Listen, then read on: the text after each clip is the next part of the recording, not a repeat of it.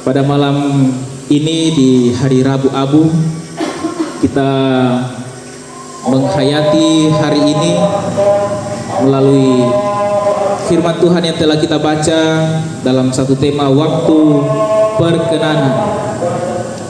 Waktu perkenanan atau dipopaina.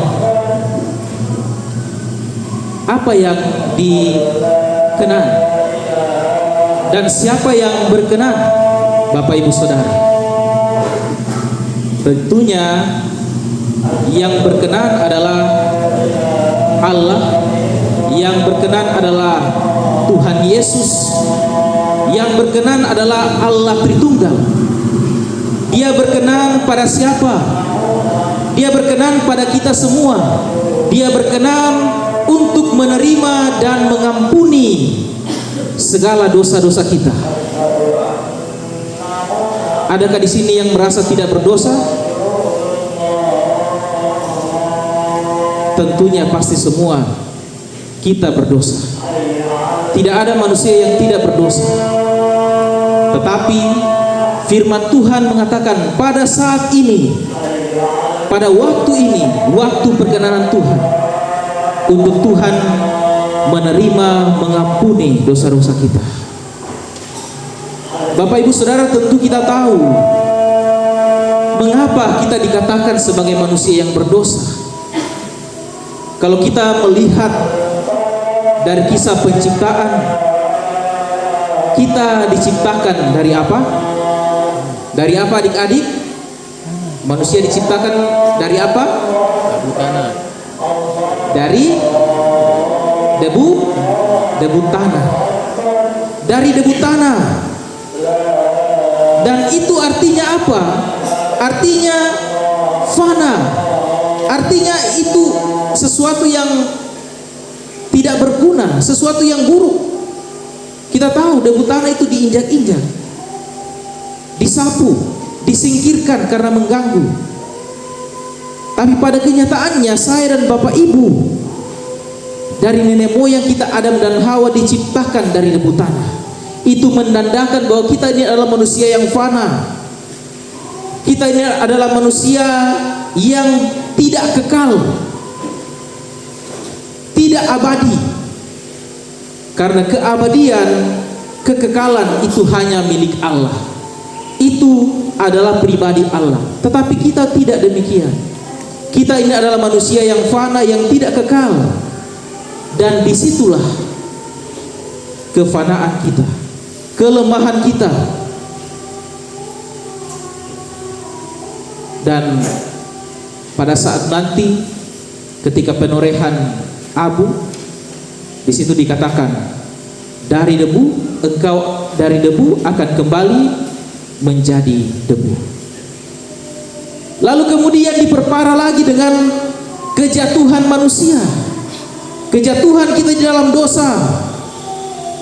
Hal tersebut berakar pada apa? Berakar pada keinginan manusia untuk menjadi seperti Allah. Di Taman Eden kita tahu kisahnya bagaimana. Ada seekor apa adik-adik? Seekor? Siapa yang menggoda Hawa? Ular. Iblis yang mengambil bentuk seekor ular dan menggoda Hawa untuk mengambil buah pengetahuan baik dan jahat. Dan motivasi mengambil buah itu adalah untuk mau menjadi sama seperti Allah, untuk mau menyaingi Allah.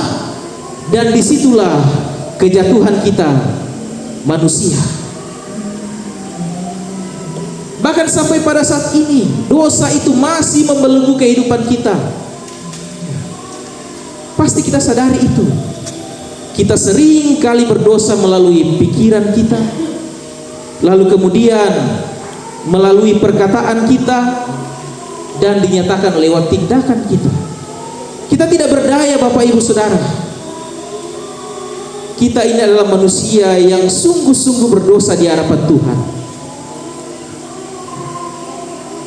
Dan dosa itu membuat hubungan kita dengan Tuhan itu terputus. Pada saat itu Adam dan Hawa diusir dari Taman Eden, diusir dari tempat kemuliaan Allah, dan disitulah kita berpisah dari Allah. Disitulah kematian manusia sesungguhnya. Kalau Bapak Ibu pernah mendengar manusia mati seutuhnya, disitulah arti manusia mati seutuhnya. Kita terpisah jauh dari Allah. Kita mati secara rohani. Lalu kemudian apa yang terjadi? Konsekuensi dari dosa itu adalah maut. Lalu bagaimana dengan kehidupan kita sekarang? Kita saat ini hidup secara biologis. Kita bisa melakukan aktivitas apapun yang kita inginkan. Setiap hari, setiap saat kita terlihat hidup secara jasmani, hidup secara biologis. Tapi pada kenyataannya sesungguhnya Bapak Ibu Saudara, kita mati secara rohani, kita mati secara teologis. Sungguh malang orang di luar sana, saudara-saudara kita di seberang. Memang mereka hidup, tetapi pada sesungguhnya mereka mati secara rohani. Mereka mencari-cari keselamatan. Mereka berusaha untuk memperoleh perkenanan daripada Allah dengan melakukan hal-hal yang baik. Bahkan seperti dalam bacaan kita yang ditegur oleh Tuhan Yesus orang-orang Yahudi, ya. Sama, susi mata tu siluta. Mereka mencari perkenanan Tuhan dengan berpuasa, dengan melakukan hal-hal yang baik, dengan berdoa siang malam tanpa henti untuk mencari perkenanan Tuhan. Tapi apakah mereka dapatkan? Tentu tidak bisa. Mereka tidak mengenal Allah yang hidup, Allah yang menyelamatkan. Mereka mati secara rohani. Dan kita pun sebagai orang percaya bergumul dengan dosa setiap hari, setiap saat. Tidak bisa dipungkiri itu. Dalam bacaan Mazmur tadi, inilah yang dirasakan oleh Raja Daud. Ketika dia berdosa, dia ditegur oleh Nabi Nathan karena berzina dengan siapa? Dengan istrinya siapa? Istrinya Uria, Bathsheba. Dia merasakan bahwa sungguh-sungguh betul dia adalah orang yang sungguh-sungguh berdosa. Dia berdosa bukan terhadap manusia, tetapi berdosa terhadap Allah. Jadi Mazmur 51 ini dia rangkai untuk memperlihatkan bagaimana dia sungguh-sungguh menyesal karena dosa-dosa yang dia lakukan. Bagaimana dengan kita, Bapak Ibu Saudara? Apakah ketika kita melakukan kesalahan, melakukan dosa, apakah saya dan Bapak Ibu sungguh-sungguh menyesal? Atau malah kita nyaman dengan dosa itu? Kita terus-menerus melakukan dosa.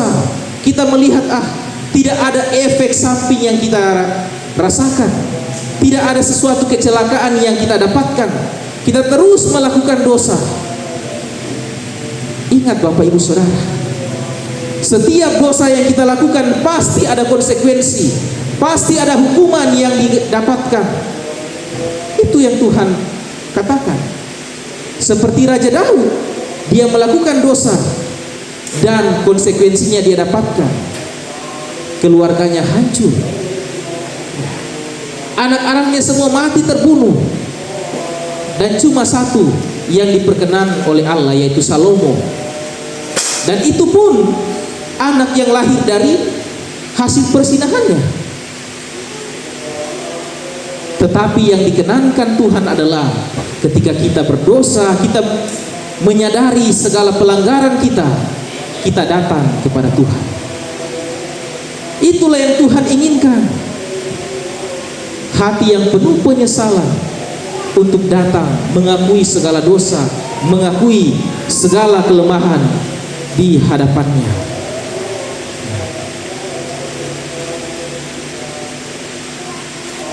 bentuk dosa yang kita lakukan, apa yang menjadi respon Allah? Yang menjadi respon Allah adalah tentunya Dia mengadakan pendamaian dengan manusia. Yang Allah lakukan adalah mendamaikan kita. Kita juga tentunya tahu sifat Allah adalah apa? Salah satu sifat Allah, Bapak Ibu Saudara, Allah maha kasih, Allah maha pengampun, Allah maha adil, Allah maha tahu. Dan sifat-sifat itu adalah mutlak ada dalam diri Allah. Sehingga Allah yang maha kasih itu, Dia sudi untuk mengampuni kita. Kefanaan dan dosa kita tidak menahan kasih Allah untuk dinyatakan kepada kita semua. Allah menyatakan kasih-Nya lewat karya yang Dia lakukan, pengorbanan di atas kayu salib, melalui pengorbanan anak tunggalnya yaitu Yesus Kristus. Melalui kedatangan Yesus Kristus merupakan waktu perkenanan Allah agar manusia yang rapuh dan fana diangkat dari maut, agar kita semua yang berdosa diampuni dan diselamatkan. Hubungan kita dengan Allah yang sebelumnya rusak diperbaiki kembali. Bapak Ibu Saudara, ini sesuatu yang luar biasa. Kita sudah tidak perlu lagi capek-capek untuk melakukan hal-hal yang kita anggap berkenan di hadapan Tuhan. Kita tidak perlu lagi capek-capek untuk melakukan puasa, untuk melakukan amal baik. Tidak perlu lagi hal itu, karena Allah sendirilah yang hadir dan mau mendamaikan dirinya. Yang kita lakukan hanyalah apa? Hanyalah percaya dan beriman. Itulah yang kita lakukan. Dan kita datang kepada Tuhan dengan penuh penyerahan diri, dengan penuh rasa bertobat, dengan penuh penyesalan di hadapan Tuhan dan mengakui segala kelemahan kita. Dan dengan iman kita percaya bahwa Tuhan sudah mengampuni dosa kita. Melalui Yesus Kristus Allah mau berdamai dengan manusia. Sehingga yang dikatakan Paulus dalam bacaan kita tadi, dia berkata, berilah dirimu untuk diperdamaikan dengan Allah. Berilah diri kita untuk diperdamaikan dengan Allah dengan cara bertobat dari segala dosa-dosa kita. Bapak Ibu, bertobat atau pertobatan itu bahasa Yunaninya metanoia.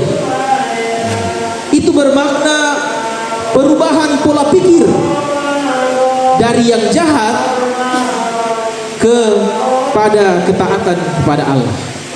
Perubahan pola pikir bahwa saya bisa menjalani kehidupan ini dengan kekuatan saya, berubah bahwa saya harus berserah penuh kepada Tuhan. Perubahan pola pikir bahwa saya ini tidak akan diampuni karena banyak dosa saya, itu berubah karena Tuhan selalu menanti kita untuk bertobat.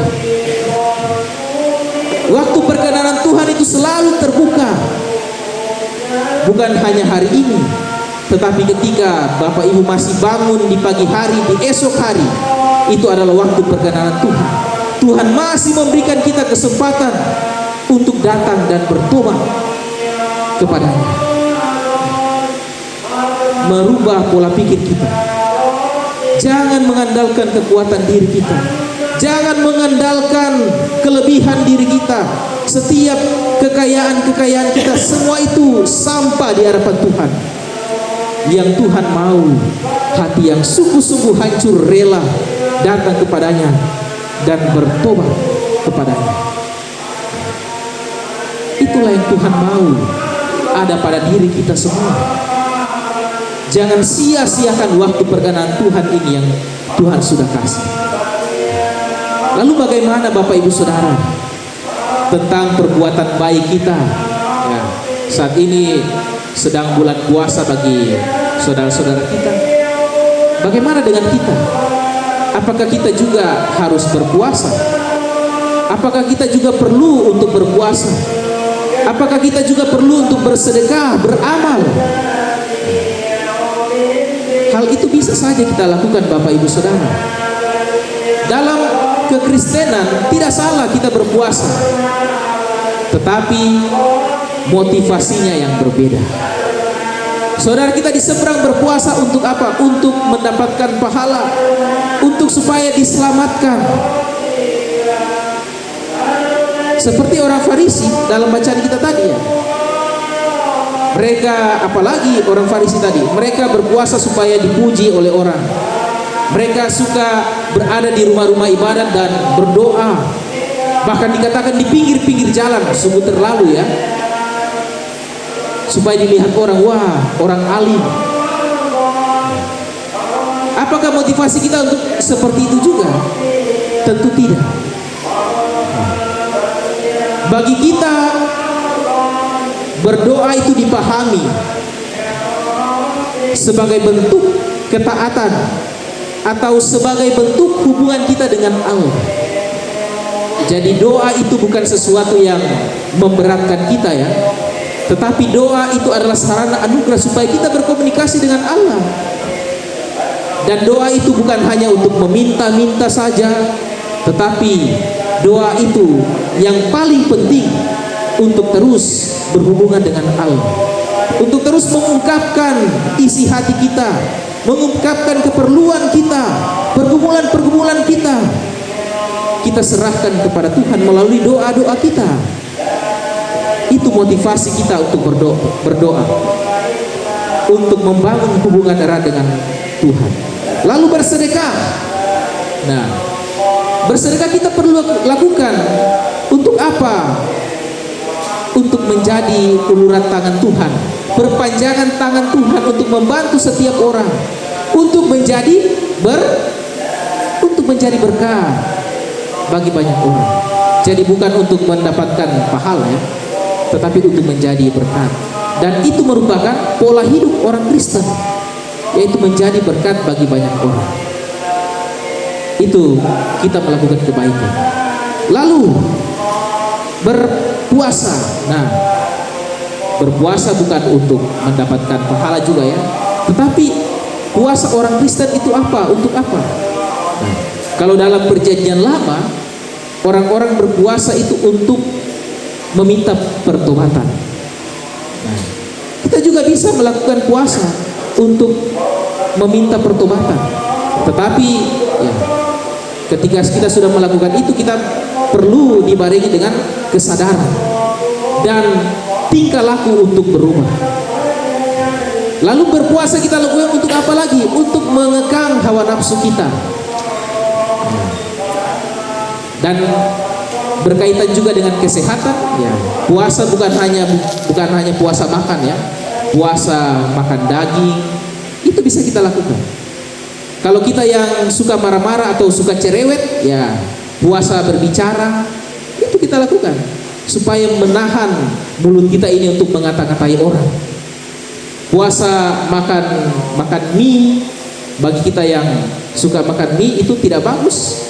Kita berpuasa makan mie atau hal-hal yang lain. Biasanya kan dokter menyarankan kita puasa kan? Ya. Seperti itu. Puasa yang kita lakukan itu tujuannya. Biasanya juga itu tadi untuk meminta sesuatu, memohon sesuatu. Ada doa-doa yang kita ingin panjatkan, misalkan kita punya sakit penyakit, kita berpuasa memohon kepada Tuhan. Itu bisa saja kita lakukan. Tetapi dalam puasa itu jangan memaksakan diri. Sekarang kita sudah bisa mengetahui sesungguhnya apa yang kita hayati dalam Rabu Abu ini, dan terus menerus kita akan hayati itu menjelang peringatan akan kematian Yesus Kristus, menebus dosa kita, lalu kemudian kebangkitannya di hari Paskah. Dan nantinya sebagai simbol tanda pertobatan kita, tanda penghayatan kita bahwa kita ini adalah manusia yang fana. Kita akan melakukan prosesi penorehan abu pada dahi kita. Sekiranya itu betul sungguh-sungguh kita hayati dalam kehidupan kita. Terpujilah Kristus. Amin.